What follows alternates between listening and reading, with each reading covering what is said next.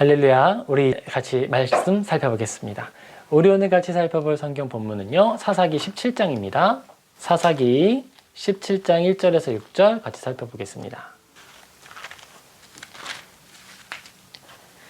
사사기 17장 1절에서 6절 제가 봉독하겠습니다. 에브라임 산지에 미가라 이름하는 사람이 있더니 그의 어머니에게 이르되 어머니께서 은 1,100을 잃어버리셨으므로 저주하시고 내 귀에도 말씀하셨더니 보소서 그 은이 내게 있나이다.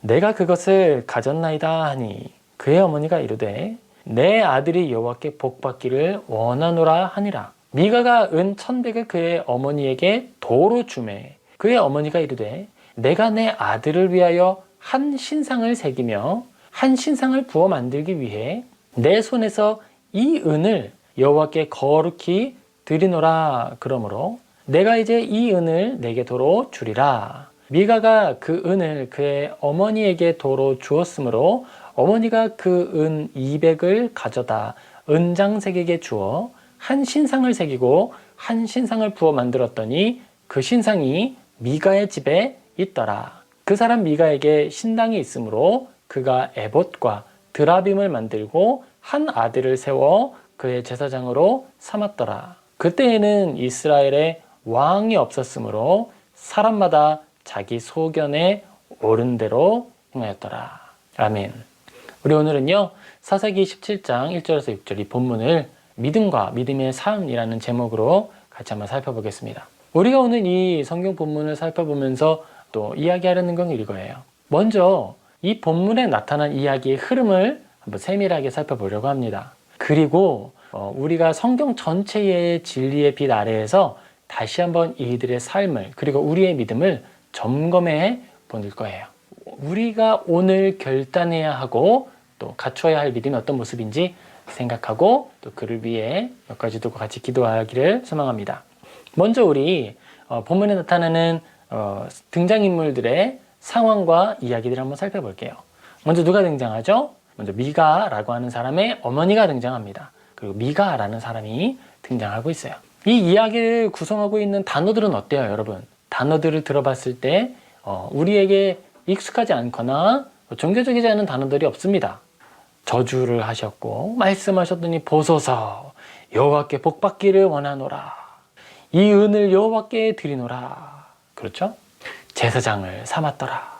등장하는 단어들만 보면 굉장히 구약에 어울리는 단어들을 활용했어요. 그런데 조금 이상합니다. 뭐가 이상하냐 하면 그 믿음을 가지고 하는 행동들이나 이야기를 하고 있는 상황이 좀 독특해요. 자, 먼저 미가의 어머니가 이야기를 합니다. 은 1,100을 잃어버려서 어느 날 그러는 거예요. 나의 은 1,100을 가져간 사람에게 저주가 있을지어다. 막 하나님 그의 일을 부러뜨리시고 하나님 그를 그냥 움켜쥐셔가지고 흔들어서 그냥 홀쭉하게 만들어 두세요. 막 이런 저주의 선언이 있었을 거예요. 자, 근데 그 이야기를 누가 듣느냐? 아들이 듣습니다. 아들이 듣는데 아들이 듣고 찔려요. 그 말을 듣고. 그리고 어머니에게 찾아갑니다. 어머니, 은 1,100 잃어버리셨죠? 그런데요, 그죠? 저한테 있어요. 그럼 뭐예요? 은을 훔쳐간 사람이 누구예요? 아들이에요. 미가라고 하는 사람이 미가 엄마로부터 은 1,100을 훔친 거예요. 그리고 어머니가 저주하시니까 그 저주하는 말에 자기가 이제 해당자가 되잖아요. 그러니까 다시 돌려드리는 거예요. 일단 여기부터 이상합니다. 그렇죠? 아들이 어머니의 돈을 훔쳤다. 자, 그러면 이 상황에서 어떻게 해야 되죠? 잘못에 대해서 꾸짖고 돌이키게 하고 그 죄에 대한 합당한 책임을 지게 한 후에 그래, 우리가 잘 이렇게 해결하고 또 하나님 앞에 가서 회개하자. 정결함에 대한 의식과 각오가 나타나야 되죠? 그런데 그게 없습니다. 아들이 어머니에게 갖다 줬더니 어머니가 이르되 내 아들이 여호와께 복받기를 원하노라. 그러시는 거예요. 그러더니 이렇게 말합니다. 너를 위해서 내가 정말 하나님께 이 돈을 드려야겠다. 이해가 됩니다. 상자처럼 죄를 짓고 떠나갔던 아들이 돌아왔다라는 의미로 받아들인다면 어머니의 이 마음이 이해가 돼요. 그런데 보면 어머니 몰래 돈을 가지고 갔던 아들은 어머니가 그 저주하는 말을 들을 정도로 평소에 가까이 지냈다는 걸 알 수 있어요. 그러니까 탕자는 아닌 거예요. 그리고 본인이 돌이킨 동기 자체가 저주 선언 때문인 거지 뭔가 다른 이유가 있었던 건 아니었어요. 하나님께서 그에게 주시는 깊은 회개와 돌이킴과 어머니의 곤고한 삶을 보고 안타까워하는 어떤 그런 마음을 통해서 나오는 행동은 아니었다는 거예요. 어머니께서 이 아들의 회개를 어쨌든 받습니다. 그래, 너 회개 잘했어. 하나님께 이 돈을 좀 드리자. 그런데 드리는 방법이 독특해요. 어머니가 이 은 1100 중에서 200을 가져다가 누구에게 가져다 주느냐? 우상을 부어 만드는 사람에게 줍니다. 이상하죠? 하나님께서 출애굽기에 모세를 통하여 하신 말씀이 정말 우상을 만들지 말아라. 하늘에 있는 것이나 땅 아래에 있는 것의 어떤 형상도 너희를 위하여 만들지 말아라 라고 했는데 거기에 관계없이 하나님께 이 돈을 드리자라고 하면서 우상을 만드는 거예요. 한 신상을 새기고 한 신상을 부어 만들었더니 그 신상이 그럼 어디에 있느냐? 미가의 집에 있는 거예요. 자, 이제 여기에서 미가가 조금 더 드러납니다. 미가는 어떤 사람이냐 하면요. 종교심이 정말 많은 사람이에요. 여러분, 종교 중독이라는 말 들어보셨어요? 설교 중독이라는 말 들어보셨어요? 설교를 듣고 종교에 심취해 있지만 기독교의 진리가 그의 삶에 영향을 주진 않는 거예요. 많이 듣지만 듣기는 해도 깨닫지 못하는 거예요.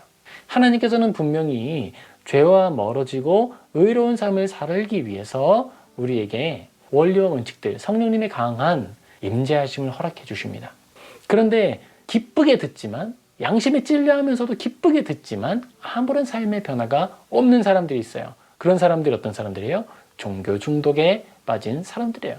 그런 사람들은 종교 현상에 대해서 의로움과 부정함에 대한 의식이 없어요. 그냥 종교 행위 그 자체가 좋은 거예요. 그 안에 누가 대상이 되고 누가 효력을 발휘하고 무엇을 우리가 향해야 하는지에 대한 아무런 감각이 없습니다. 생각하지 않고 찾지 않아요. 궁금해하지 않습니다. 원하지도 않아요. 그냥 내가 오늘 듣기에 좋고 나에게 감화를 주는 내 마음에 어떤 기쁨과 충족함을 주는 말들, 제법 유식해지는 것 같은 느낌을 주는 어떤 이야기들과 문장들이 사용되게만 하면 족한 거예요.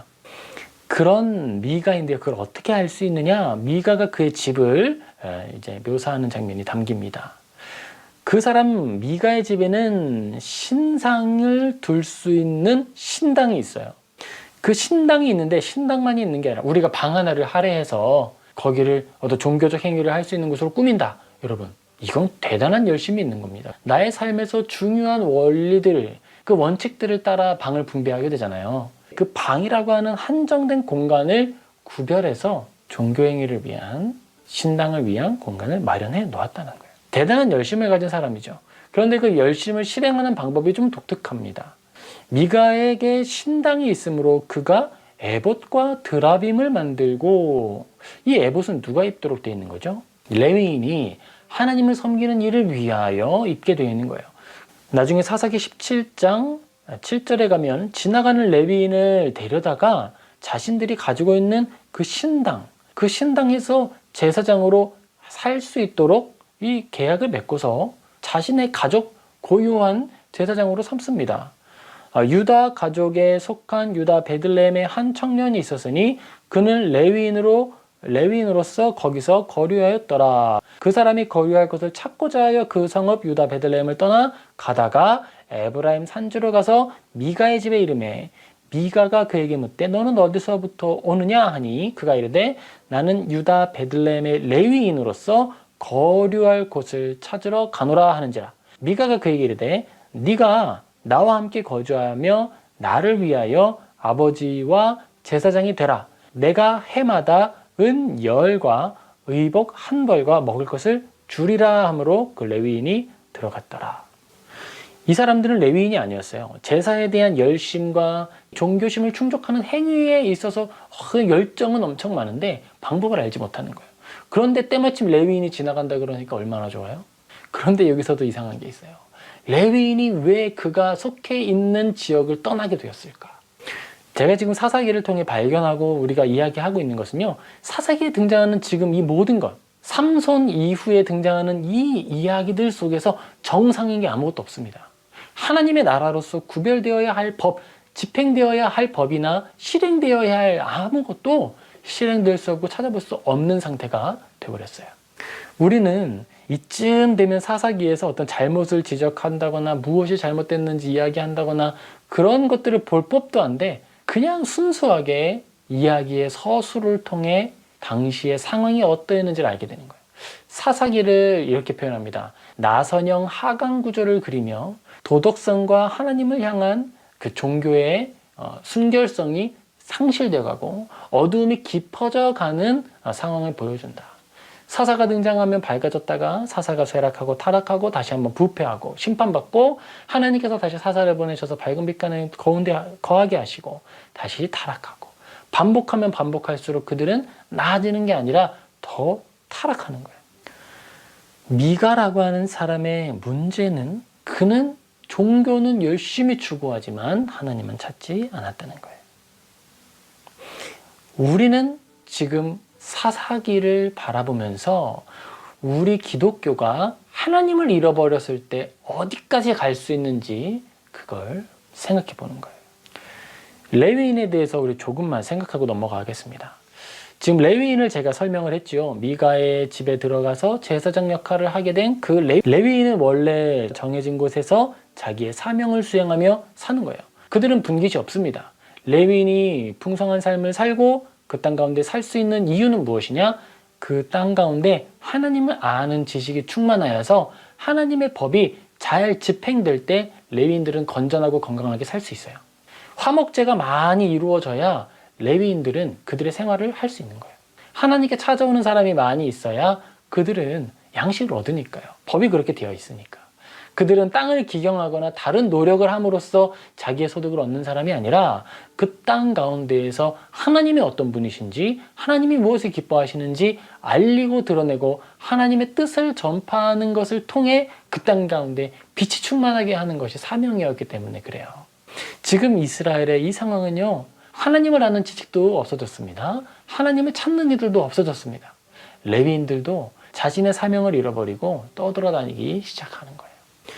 그랬던 레위인이 미가를 만나니까 얼마나 좋아요? 그랬던 이제 미가하고 함께 지내게 됩니다. 우리는 이 미가에 대해서 어떻게 평가할 수 있을까요? 종교심은 많으나 실천적 무신론자였다라고 우리는 평가할 수 있을 겁니다. 시편 14장 1에서 3절에 이렇게 나옵니다.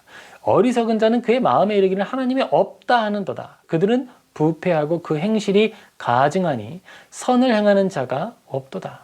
여호와께서 하늘에서 인생을 굽어 살피사 지각에 있어 하나님을 찾는 자가 있는가 보려 하신즉 다 치우쳐 함께 더러운 자가 되고 선을 행하는 자가 없으니 하나도 없더라. 여러분, 지금 사사기에는요 엄청난 어두움이 깔려 있는 거예요. 그 어두움을요 하나님은 그 땅 가운데 어두움이 임했더라 라는 이런 문장으로 표현하시기를 원하지 않았습니다. 그때의 사람들의 삶의 형태와 사실들을 고스란히 드러냄으로써 그들의 영적인 상황을 우리에게 알려주시는 거예요. 이 말은 무엇이냐? 우리가 살아가고 있는 삶의 형편과 모습을 보면 그들의 영혼 가운데 하나님의 거룩한 빛이 얼마나 임했는지 드러난다는 거예요. 하나님을 알고 따르는 사람들의 삶의 원리와 방식, 그들의 존재 원리는요 빛 가운데 거하는 거예요. 아무리 하나님을 따른다, 찾는다, 구한다, 아멘, 믿습니다, 할렐루야 라는 종교적 단어들로 자기를 치장한다 하더라도 그들의 삶 가운데에 오늘 미가와 같은 삶이 나올 수 있는 거예요. 위선적이면서 가증하고 하나님을 차용하는 단어적 인용은 있지만 하나님을 믿는 믿음은 없는 그런 상황이 올 수 있는 거예요. 레위인도 마찬가지죠. 그리고 또 하나의 사건이 함께 등장합니다. 19장에 보면 한 레위인이 등장해요. 어떤 레위 사람이 유다 베들레헴에서 첩을 맞이하였더니 사실 그 뒤에 나오는 모든 사건들이 너무 충격적이어서 이게 너무 희석이 되는 거예요. 레위인이 첩을 두면 됩니까? 이 단순한 질문이죠. 안 돼요. 총체적 난국이에요. 이스라엘은 그들 마음 가운데에 하나님을 향하여 돌이킬 수 있는 어떤 가능성도 없는 상태가 되어버렸어요. 진리를 수호하기 위해 수고하는 자도 없고 전하는 자도 없고 듣고자 하는 자도 없기 때문에 그렇습니다. 그리고 이러한 마음의 상태에 대해서 하나님은 평가를 하시는 거예요. 그때에는 이스라엘에 왕이 없었으므로 사람마다 자기 소견에 옳은 대로 하였더라. 이 말은 왕이 있었다면 사람은 자기의 소견을 따라하는 것이 아니라 왕의 다스림을 따라 행동했다는 거죠. 원래 이스라엘에 왕이 없었습니까? 있었어요. 하나님이 왕이셨죠. 제사장은 왕의 대리인으로서 왕의 뜻을 전파해야 하는 거예요. 왕의 뜻을 전파하는 자가 침묵하는 순간 모든 이들은 자기 원하는 대로 하는 겁니다. 아론이 마치 모세가 잠시 자리를 비운 사이에 자, 귀걸이 가져와라. 이것이 너희의 신들이다. 내일부터 절기다. 라고 선언했을 때 사람들이 즐기고 자기 마음에 드는 대로 행동했던 것처럼 하나님에 대하여 진리를 전하는 자와 듣는 자들이 없어지는 순간 그 땅 가운데에는요, 인간의 욕구와 욕망 외에는 아무것도 남지 않게 되는 거예요. 로마서 10장 2절에서 3절은요, 마치 사사기의 이 상황을 해석하고 설명하는 것처럼 보입니다. 내가 증언하노니 그들이 하나님께 열심히 있으나 올바른 지식을 따른 것이 아니니라. 하나님의 의를 모르고 자기 의를 세우려고 힘써 하나님의 의에 복종하지 아니하였느니라. 하나님을 사랑한다는 말은 있고 하나님께서 너에게 복을 주시기를 원하노라. 내 아들아, 여호와께서 너에게 복 주시기를 원한다. 이 돈을 내가 하나님께 바쳐야겠다 라고 하는 종교적 이야기들은 있지만 하나님께 나의 열심을 보여드립니다 라고 해서 은을 얼마나요? 200을 가져다가 은 10개면요 1년치인데 1년치 생활비인데 200이면 얼마예요? 20년분이죠. 은 20년분을 1000만 원씩이라고 했을 때 2억을 가져다가 하나님을 위한 내가 드려야겠다. 근데 그걸로 2억어치 우상을 만드는 거예요. 하나님을 향한 열심이 커질수록 죄가 커지는 거예요. 우리가 하나님을 알아야 한다라고 선언할 때 그 중요성은 바로 여기에 있습니다. 우리는요 하나님을 알되 힘써 알아야 해요. 그렇지 않으면 우리가 하는 모든 열심이 오히려 하나님 앞에 가증한 죄가 될 수 있습니다. 하나님의 존재를 믿기는 하지만 하나님이 존재하지 않는 것처럼 행동하고 자신에게 법을 명령하며 자신의 범죄에 형벌을 내리는 높은 존재가 없기를 바라는 사람이 되는 거예요. 하나님을 믿는다고 말하지만 그 행동으로서는 하나님이 존재하지 않는 것처럼 행동합니다. 만약에 미가가 정말 하나님이 살아계셨다라고 하는 것을 알았다면 그가 마음대로 자기 집에 신상을 만들고 그가 마음대로 자기 아들을 제사장을 삼고 그런 행동을 할 수 있었을까요? 아론의 아들들은 거룩하지 않은 불을 바쳤다는 것 때문에 불타 죽었습니다. 역사적 사실로 있는데 그 다음 사람이 역사를 잃어버리고 나니까 자기가 지금 뭘 하고 있는지도 잊어버리게 되는 거예요. 그리고 또 하나님께서 이 일하시고 있는 상황이라는 것도 알지 못합니다. 로마서 1장 21절에서 28절에 이렇게 기록이 됩니다. 하나님을 알되 하나님을 영화롭게도 아니하며 감사하지도 아니하고 오히려 그 생각이 허망하여지며 미련한 마음이 어두워졌나니 스스로 지혜 있다 하나 어리석게 되어 썩어지지 아니하는 하나님의 영광을 썩어질 사람과 새와 짐승과 기어다니는 동물 모양의 우상으로 바꾸었느니라. 지금 사사기에 나오는 미가의 어머니의 일에 대해서 이야기하는 것처럼 보이죠. 하나님의 썩어지지 않는 영광을 사람과 새와 짐승과 동물과 우상으로 바꾸는 거예요. 그런데 하나님께서 이 모든 사사기 17장, 18장, 19장, 20장, 21장 이 내용 중에 하나님의 이름이 거론되지 않아요. 그것에 대해서 로마서가 이야기하는 것처럼 보입니다. 그러므로 하나님께서 그들을 마음의 정욕대로 더러움에 내버려 두사 그들의 몸을 서로 되게 하게 하셨으니 이는 그들이 하나님의 진리를 거짓 것으로 바꾸어 피조물을 조물주보다 더 경배하고 섬깁니다. 주는 곧 영원히 찬송을 이시로다. 아멘. 이 때문에 하나님께서 그들을 부끄러운 욕심에 내버려 두셨으니 곧 그들의 여자들도 순리대로 쓸 것을 바꾸어 영리로 쓰며 그와 같이 남자들도 순리대로 여자 쓰기를 버리고 서로 향하여 음욕이 부릴 듯하며 남자가 남자와 더불어 부끄러운 일을 행하여 그들의 그릇 때문에 상당한 보응을 그들 자신이 받았느니라. 또한 그들이 마음, 여기서 여러분 성경을 한번 보세요. 로마서 1장 28절 그 내용 중에 마음에는 숫자가 써 있고 숫자 아래를 찾아가 보시면 지식이라는 말로 고쳐 쓸 수 있게 되어 있습니다.